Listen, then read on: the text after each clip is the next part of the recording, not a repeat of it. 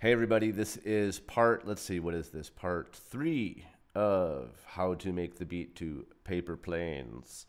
Here on the kitchen table in the background, I am again bathed in heavenly white light, and my furnace door is open, which you see in the background, which is a little bit of a lame background for a video tutorial. But it's cold in here, and it turns out that I have kind of a clogged duct, and this is really too much information, isn't it? Okay, so maybe also you're noticing that this hopefully sounds a little better than the last tutorial because I am rocking the Neumann TLM 103 microphone, if you guys can see that right here, instead of relying on my piece of not so great microphone that's built into the laptop here. So hopefully we get a better sound quality going on.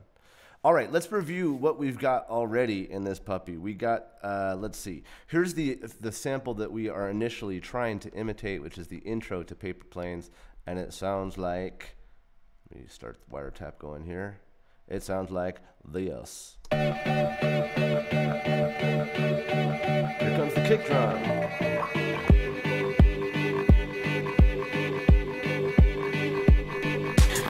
Okay, so that's what we're trying to do. And what have we got so far? At the end of part 2, we had this guitar part, which sounded like, whoops, wait, that's not the guitar part. That's the next part we're doing. The guitar part sounded like this.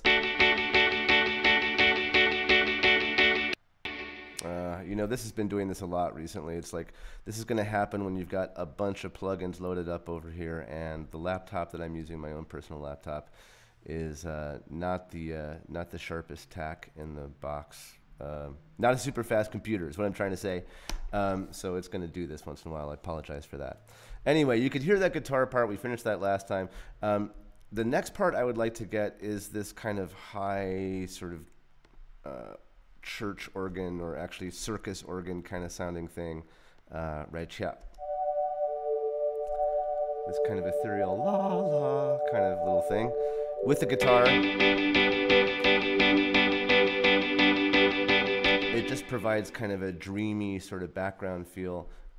This was somewhat hard to hear in the original. If you listen, you can hear it in the background. I'll play the original one more time, but it's a little hard to really figure out exactly what he's doing there.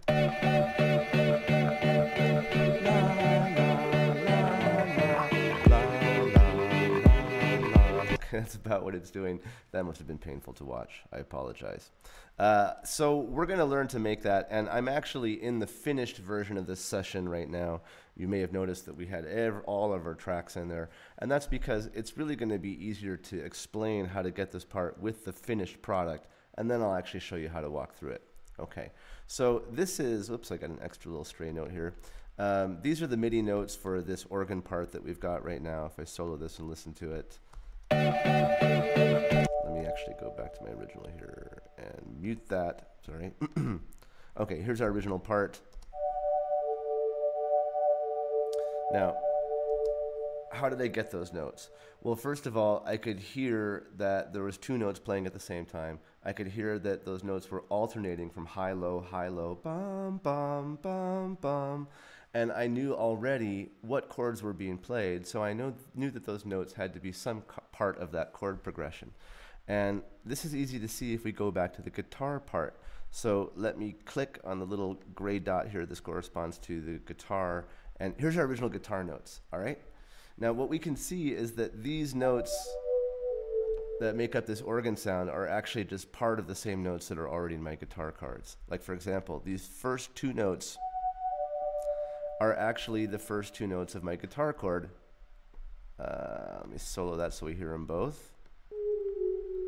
One more time. Here we go. These two notes right here are actually the same 2 notes as those 2 notes. And the next beat, we have those 2 notes. Incidentally, those are D and A. And those are the same as the bottom 2 notes of our guitar chord, which are also D and A, but 1 octave lower, okay? So essentially what we're doing is we're making a part by just taking the top 2 notes and then the bottom 2 notes of the guitar chord and moving them up an octave. alternating once a beat.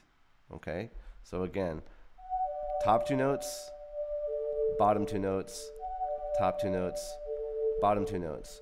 Now we do that for the first 2 bars, and then in the 3rd bar over here, we switch along with the guitar. Top 2 notes, bottom 2 notes of the same progression, okay? So that's all we're doing. Let's go ahead and open up the session that you guys are actually going to be working with, the session that's building this from scratch, so you can actually see how we walk through this, okay? So I am going to open recent Blake Minnerly paper planes.pdf. Now this is going to be like your session. So now you should be opening up your session, and you should see your parts cut up from part 1 and the guitar from part 2. Okay? And that's what we're seeing right here. So here's my guitar part. So now I want to put in this organ part that I've already made the track for in part 2, right? So I'm going to double click on this puppy to open up my MIDI editor window, and there are my beautiful guitar notes. Okay? All right. So what do I want to do? I want to take the top 2 of these notes. I want to go up an octave here. So I'm going to take these 2 notes, which are D and F sharp, and I'm going to put those on my organ an octave up. You with me? An octave higher. So I'm going to click right here. Check it out. I'm going to click on organ. I'm going to turn off guitar, and I am going to put a note on D and F. Okay, now I can hear this sound in the background. This is not actually the sound that I want. That's just the default sound that was on the expand. So let's change our instrument. I'm going back to my mix window. I'm clicking on expand on my organ track, and where it says beneath the waves, I guess that's supposed to be like, you know, underneath the ocean kind of thing. We're going to change up this sound, and we're going to kind of build this sound from scratch. We're going to go down to basics, and I'm going to select mono sine. There it is, mono sine. Mono meaning this is just one note at a time. Okay. Now, a sine wave, we've heard these before. You're going to have to like take your brain way back to the beginning of the course. Remember when we did the hearing test, you know, and you go to the doctor and then you hear those like, whoop, those like pure tones? Those are sine waves. Or the, back it up, you know, kind of thing, like in a truck when it backs up, right? Or the television test tone, those are all sine waves, okay? All right, now first I'm going to make the notes, then I'm going to process the sound to make it sound more trippy and all that kind of stuff. I'm going to change my grid here to quarter notes, and that's because this is playing 1 time per beat, 4 times per bar. Bum, bum, bum, bum, 1, 2, 3, 4. So that means that each one of those notes is a quarter of a bar. So I'm going to click up here and select quarter notes, and I'm just going to enter these one more time. So there's my first 2 notes. My bottom 2 notes, if I put the guitar back on for a second, I can see that the bottom 2 notes of my guitar chord are these 2 right here, which are D and A. So I'm going to put those in, turn off the guitar again, click on my organ, D and A, and there we go. That just repeats. So I'm going to option drag and select everything, option drag, and I've got to do this for 2 bars, so that takes care of the whole thing.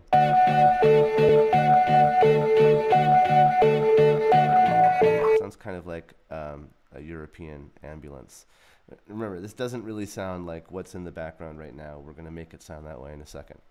Okay, now I have to transpose this thing down to the next key. And remember, our chord progression went from D to G. That's the chord progression we're working with, D to G. This is all in the key of D. So I need to drag all this stuff from D down to G. So I'm going to control, and look at the note what I'm selecting here, okay? I'm selecting the bottom of these first 2 notes. That's my D, and I'm going to move this whole kind of progression down to G. So I'm going to option drag to get a copy, and then pull it down to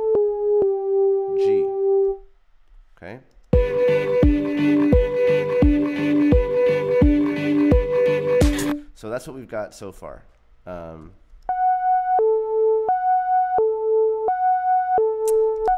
And you'll have to excuse me for this. I told you to put a mono synth on there. That was my bad. If you listen closely right now, you're only hearing one note at a time, even though there's actually two notes being played at the same time. We're not hearing that other note. That's because this is a mono sign, meaning it can only play one note at a time. So I have to change it. I'm at the organ track. I click on the expand. I have to change it to a poly sign. Poly means many, so that's many notes at once. My bad. I won't edit that out, just so you know that this is part of the process. Making mistakes, perfectly okay. All right, so basics, we're gonna go to poly sign right here. Let me do that one more time. Basics, poly sign instead of mono, okay? Now we should be able to hear both of these notes playing at the same time. And we can, okay? Now, a couple things that we want to put on here in order to give it that kind of whirly, swirly kind of effect. One is going to be called you know what, I have to go back and look at my original file real quick to remember what that is. So I'm going to open recent session and go back to Paper Planes, the finished product. Okay, so I can remind myself what effects I put on there. I'm going to save this stuff.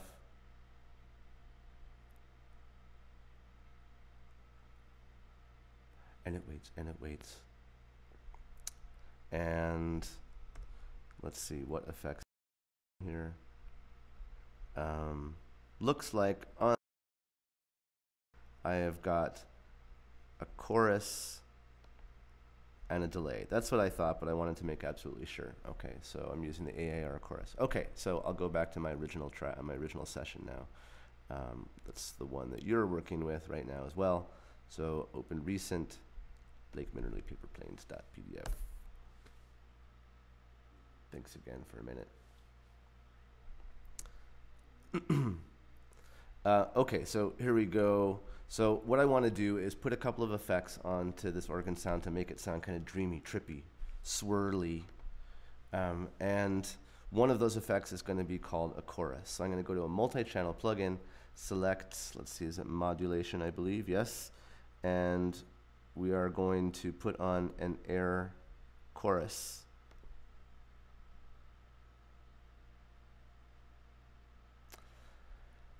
And this will pop up. Now, you can play with these knobs and twiddle with it and kind of get the sound that you want, but that's one of the effects that I have on there. Mix, you should be familiar with. This is how much of the chorus sound versus how much of the original sound are blended together. Depth, well, let's hear what it sounds like first of all. So we want to hear just the organ sound. And if I take it off, and I can add more depth to it, I can add a faster or slower vibration.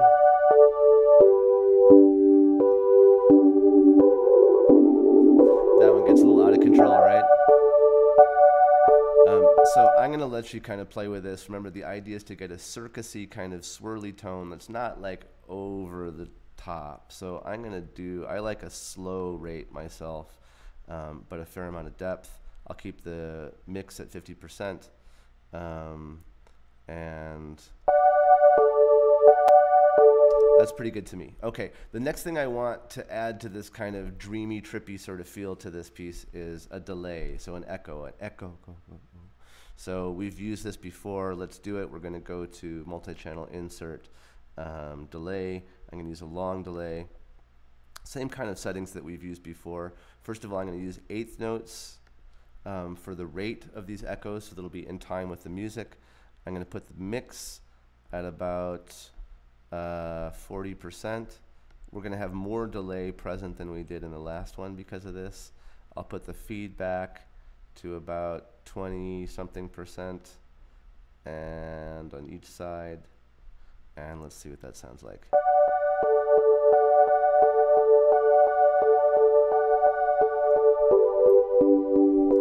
Pretty cool. That sounds pretty swirly. Let's hear what it sounds like with the guitar. and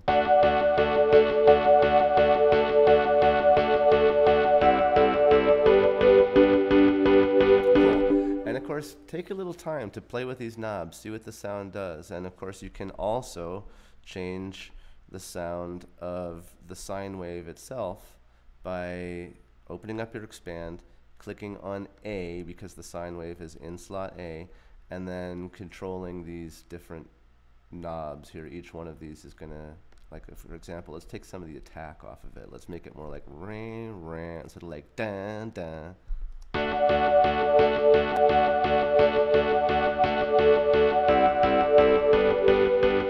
Nice and trippy, okay?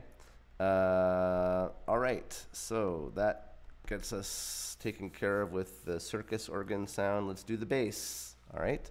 So first of all, let's get ourselves a bass instrument, and I'm going to use the full finger bass, the sort of standard bass guitar, default bass guitar. Where are you at? Full finger bass, there you are. Pow. All right. Back to our MIDI editor window, Control equals.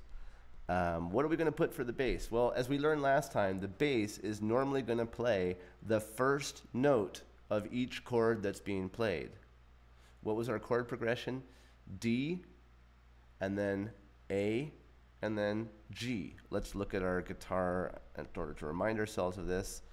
Our first chord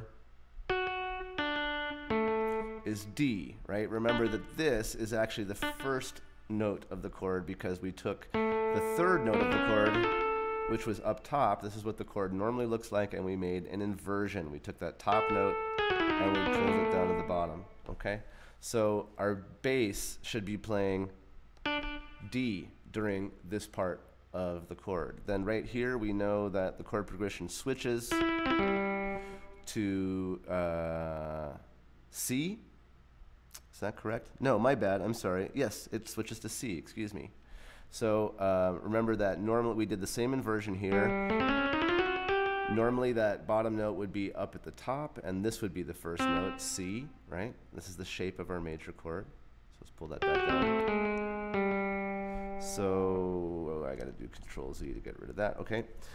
So that means that during this little section right here at the end of the second bar, our bass is going to be playing C. And then finally, here it switches to G. We don't have an inversion here. This is the chord G. And so that is the note that I'm going to be playing in that last part. Right there, G. Okay? So, remember, starting off with D, then after the third beat of the second bar, we're going to switch to C, and then we're going to switch to G for the third and fourth bar. All right, let's do it. I'm going to click on bass. I'm going to unclick guitar. Bass likes to be down low, of course. How low can you go? You can go down to about in here, 2 and 1, right? So remember, our first note is going to be D. So there's the D in between 2 and 1. Let me hit solo so we can hear this. All right, what is the rhythm of the notes being played? Let's listen for a second to the bass. Let's pull all this off so we can listen to it. 1 and 2 and 3 and 4 and 1 and 2 and 3 and 4. So we're doing 1 and 2 and 3 and 4 again, and that means eighth notes. 1 and 2 and 3 and 4 and 8 notes per bar. So I go back to my bass, and I'm going to switch my grid to eighth notes, and I'm going to put notes on D, but I'm going to go down to the D right there. There we go. And now I need those all the way across, all the way to the third beat of the second bar. So, and then I'll just make 4 of those, and then I'm going to option grab them, select them all, option grab them. Okay, now I'm going to take these 3 and I'm going to pull them down to C. Okay, right, because that's where it changed to C. And then here it's going to change to G. Now I could do G down here, but if you can listen to that note, It's so low that it's almost hard to hear the tone of it. So I think we're actually going to be better off going an octave up. It turns out actually that these notes, that G, an octave lower, doesn't even exist on a real bass. E is as low as you can go. E1. All right, so technically that means the D and the C don't exist either, but that's okay. We're going to live with that. All right, so then I'm going to do the same thing over here. I need 2 bars of G. So I'm going to option drag those. Option drag them again. And there's my bass part. Okay. Let's listen to it real quick. With the other stuff, remember, I just want to hear my things. I don't want to hear the original right now. So let's hear what it sounds like.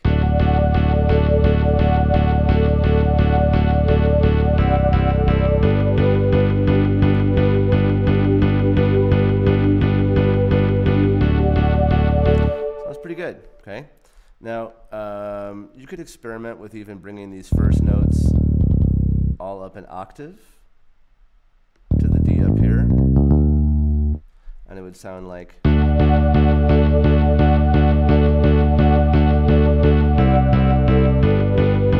That actually sounds closer to what's happening in the song.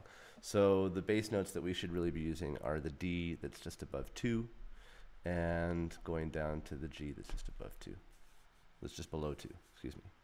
Okay? All right, now a couple things that we can do to make this sound a little bit more like the song. If you listen to this, the